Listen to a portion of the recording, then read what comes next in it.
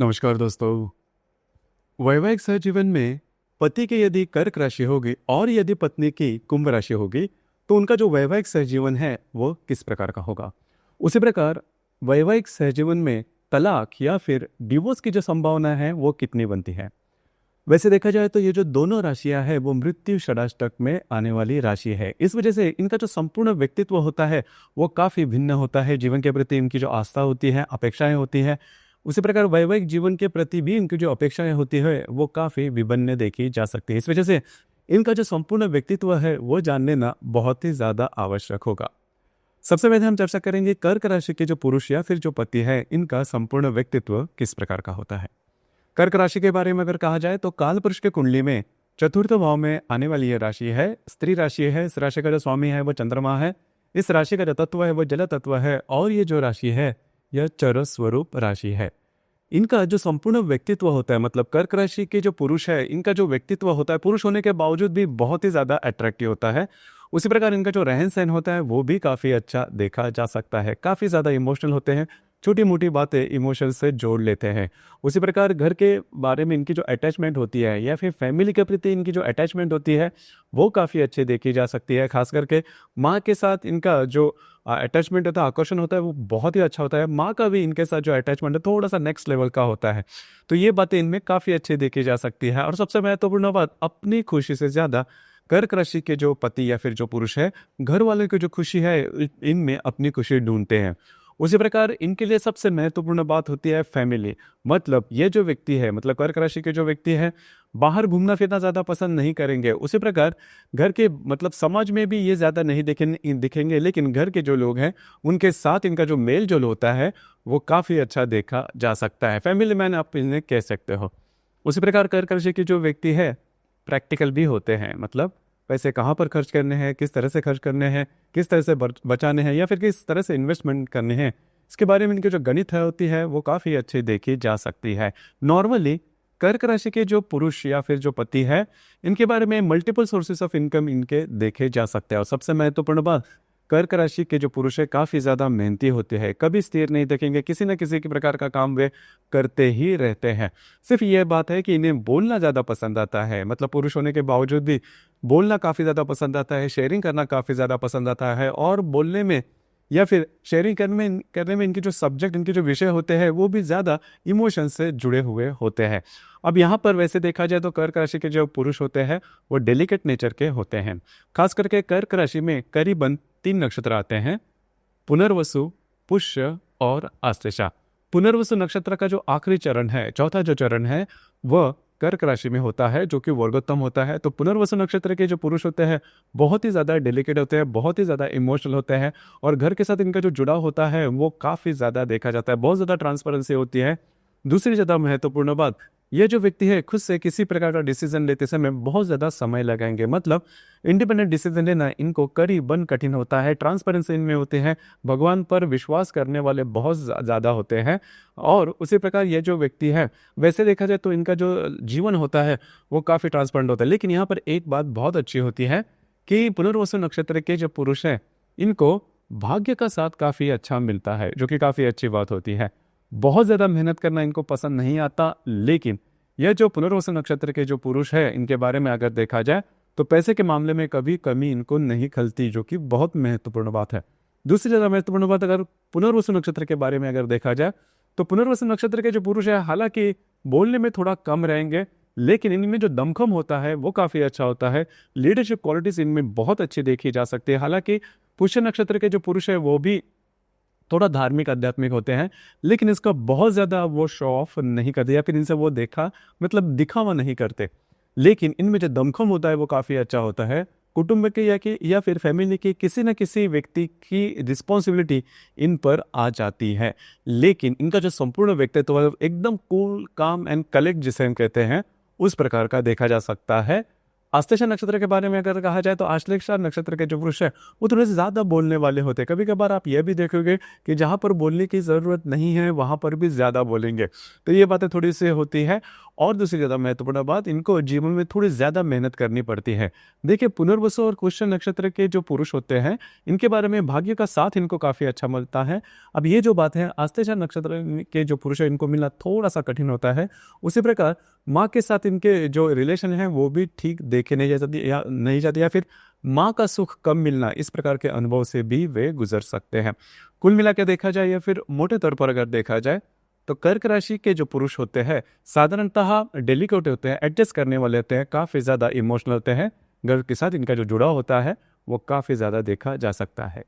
अब हम चर्चा करेंगे कुंभ राशि की जो महिला है या फिर कुंभ राशि की जो पत्नी है, इनका संपूर्ण व्यक्तित्व किस प्रकार का होता है। कुंभ राशि के बारे में अगर कहा जाए तो काल पुरुष के कुंडली में 11वें स्थान में या फिर लाभ स्थान में आने वाली यह राशि है।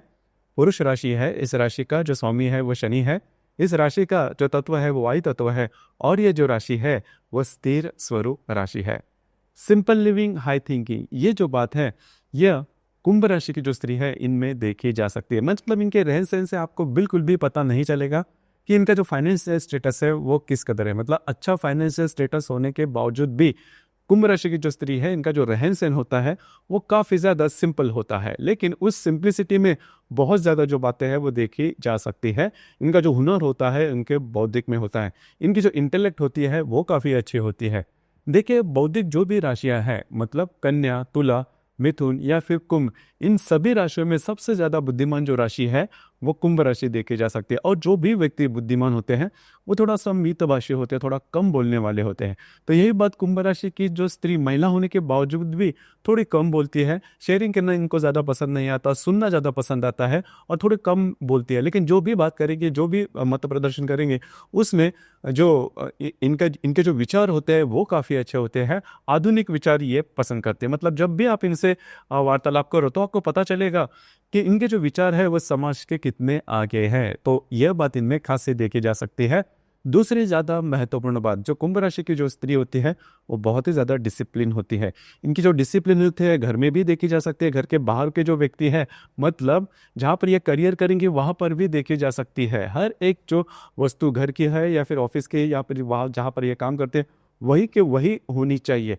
तो इसके बारे में ये थोड़ी सी स्ट्रिक्ट होती है और इसी वजह से कभी कभार इनकी जो वाणी होती है वो भी तीखी देखे जा सकते हैं। मतलब अगर बातें वे जैसा चाहते हैं उस प्रकार से न हो तो इनके जो बातें हैं वो थोड़ी सी तीखी कड़वी लग सकती हैं। थोड़ी सी मितभाषी होती है, इस वजह से आपको लग सकता है कि इनमें थोड़ा ईगो ज़्यादा है, लेकिन ईगो की बात नहीं होती। इनका नेचर ही उसी प्रकार का होता है कि ये मत प्रदर्शन ज़्यादा नहीं करते। जब भी इनको कहा जाता है तभी करेंगे, लेकिन बहुत ही कम बोलेंगे। तो संपूर्ण जो 12 राशियां हैं उनमें सबसे कम बोलने वाली जो राशि है वो कुंभ राशि होती है। कुंभ राशि की जो महिला है वो बुद्धिमान होने के कारण थोड़ा सा तार्किक होती है। तार्किक मतलब किसी भी विषय पर तर्क लगाकर ही वे आगे बढ़ने वाले होते हैं। मतलब कई दफ़ा हम देखते हैं कि रूढ़ी परंपराओं से जो भी बातें आती हैं तो वो हम उसी तरह से उसे स्वीकार करते हैं। लेकिन ये जो बात है कुंभ राशि की जो महिला है या फिर स्त्री है उनमें देखी नहीं जाती। जब तक उनको खुद को किसी बारे में पूरी तरह से विश्वास ना हो तब तक किसी भी चीज़ पर विश्वास करना इनको थोड़ा सा कठिन होता है। इस वजह से वैसे देखा जाए तो कुंभ राशि की जो व्यक्ति जो स्त्री है वो थोड़ा कम बोलती है, थोड़ा सा कभी कभार तीखापन इनके बोलने में, वाणी में देखा जा सकता है। उसी प्रकार डिसिप्लिन होती है या फिर तार्किक भी होती है। तो इस वजह से लोग थोड़े से इनसे दूरियां बनाना पसंद करते हैं और इनके बारे में कुछ अलग ही प्रकार के जो विचार है वो देखे जा सकते हैं। लेकिन असल में ऐसा नहीं आता। अगर इनके व्यक्तित्व के बारे में अगर आपको पता चले तो ये बात आपको पता चलेगी। सबसे महत्वपूर्ण बात, किसी भी प्रकार का काम कई महीने से सालों तक करने के लिए जो डिसिप्लिन चाहिए वो इनमें बहुत ही अच्छा देखा जा सकता है। हालांकि यह जो राशि है, मतलब जो कुंभ राशि है, इसमें 3 नक्षत्र आते हैं, धनिष्ठा, शततरका और पूर्वा भाद्रपदा। अब यहाँ पर जो धनिष्ठा नक्षत्र है, धनिष्ठा नक्षत्र की जो स्त्री है वो बहुत ही ज़्यादा डिसिप्लिन देखी जा सकती है। उसी प्रकार इनकी जो वाणी होती है वो भी काफ़ी अच्छी देखी जा सकती है। शततरका नक्षत्र की जो स्त्री है इनका जो बौद्धिक स्तर होता है वो काफ़ी अच्छा होता है और आधुनिक विचार इनमें नॉर्मली देखे जा सकते हैं। पूर्व भाद्रपद नक्षत्र की जो स्त्री है वो थोड़ी नॉर्मल होती है। मतलब बहुत ज़्यादा तीखापन वैसे इनमें देखा नहीं जाता। कुल मिला के देखा जाए या फिर मोटे तौर पर अगर देखा जाए तो ठीक ठीक अगर आप कुंभ राशि की जो स्त्री इनका जो नेचर है, इनका जो स्वभाव है उसे समझ ले, तो उनके साथ रिलेशन में आना या फिर वैवाहिक जीवन में कामयाब होना वो इजी हो सकता है। लेकिन अब तक आपको पता चला होगा कि कर्क राशि के जो पति या फिर पुरुष है या फिर कुंभ राशि की जो पत्नी है, इनका जो नेचर है वो बहुत ही अलग है। जैसे कि कर्क राशि के जो पुरुष है, इन्हें बोलना काफ़ी ज़्यादा पसंद आता है। जो कुंभ राशि की जो स्त्री है वे थोड़ी सी मितभाषी होती है। उसी प्रकार डिसिप्लिन के मामले में या फिर तार्किक जो भाव होता है उसके मामले में भी अगर देखा जाए तो कुंभ राशि की जो स्त्री है वो काफ़ी ज़्यादा देखी जा सकती है। कुंभ राशि की जो स्त्री है वो पीढ़ी दर पीढ़ी चली आ रही हुई जो भी रूढ़ियाँ हैं उस पर विश्वास नहीं करती। लेकिन ये जो बात है कर्क राशि के पुरुषों में ज़्यादा देखी जा सकती है। कर्क राशि के जो पुरुष है बहुत ही ज़्यादा इमोशनल होते हैं, इमोशन से चलने वाले होते हैं। अब ये जो बात है वो कुंभ राशि की स्त्री में बिल्कुल भी देखी नहीं जाती। इसी वजह से होता क्या है कि इनकी जो नेचर है वो काफ़ी अलग है। जो मैंने बात शुरुआत में कही कि मृत्यु षडाष्टक वाली बात, तो मृत्यु षडाष्टक के मायने यही है, ये जो दोनों राशियां हैं इनका जो नेचर है वो काफ़ी अलग होता है। इसी वजह से जो बातें प्रॉब्लम कॉम्प्लिकेशंस है इनके सहज जीवन में आने की संभावना काफ़ी ज़्यादा बनती है। कई प्रकार के विषय है जिस पर इनका एक मत होना थोड़ा सा कठिन हो जाता है। और कभी बहुत मामले में यह भी देखा जाता है कि कुंभ राशि की जो स्त्री है इनकी जो वाणी काफ़ी ज़्यादा तीखी होने के कारण जो बातें हैं वो एक्सट्रीम पर पहुंच जाती है। और अगर कुंभ राशि की जो पत्नी है इन्होंने अगर कर्क राशि के जो पुरुष हैं इनके घर वालों के मामले में अगर कोई बात की, खास करके इनके जो माता जी है इनके बारे में अगर कोई बात कही तो जो बातें हैं वो काफ़ी ज़्यादा एक्सट्रीम पर जा सकती है या फिर डिवोर्स तक भी बातें जो है वो पहुंच सकती है। हालांकि इन चीज़ों पर थोड़ा सा ध्यान देना आवश्यक है। और सबसे महत्वपूर्ण बात काम जीवन के बारे में अगर कहा जाए तो कर्क राशि के जो पुरुष है इनका जो काम जीवन होता है वो थोड़ा सा नॉर्मल होता है।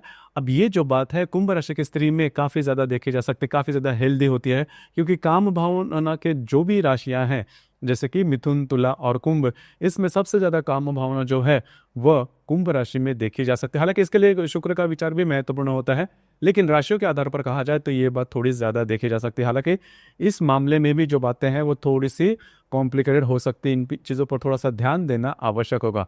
ये जो मैंने जो भी बातें कही इस पर अगर आप थोड़ी सी फ्लेक्सिबिलिटी दिखाते हो तो आप में डिवोर्स होने की संभावना काफ़ी कम होती है। लेकिन ये एक बात ध्यान में रखिए क्योंकि ये जो राशियाँ हैं वो षडाष्टक में आने वाले राशियाँ हैं, इस वजह से जो नेचर होता है वो बहुत ही अलग होता है। इसके बावजूद अगर कोई प्रॉब्लम कॉम्प्लिकेशन आते हैं तो आपकी जो कुंडली है वो देखनी ज़्यादा आवश्यक हो जाती है। क्योंकि अब तक हमने जो भी वर्णन किया वो सिर्फ और सिर्फ राशियों के आधार पर किया, जो कि चंद्र राशि पर होता है। हर एक कुंडली में चंद्रमा के आधारित बाकी 11 ग्रह भी होते हैं, वो अलग अलग राशि नक्षत्र में हो सकते हैं और उसके जो प्रभाव परिणाम है वे भी अलग अलग हो सकते हैं। तो आपकी जो कुंडली है वो देखकर जो भी बातें इसके बारे में ज़्यादा कुछ कहा जा सकता है। तो दोस्तों ये था कर्क राशि के पति और कुंभ राशि की पत्नी यदि वैवाहिक सहजीवन में होंगे तो उनका जो वैवाहिक सहजीवन होगा उनमें डिवोर्स की संभावना जो है वो कितनी बनती है, इस विषय पर विचार। धन्यवाद।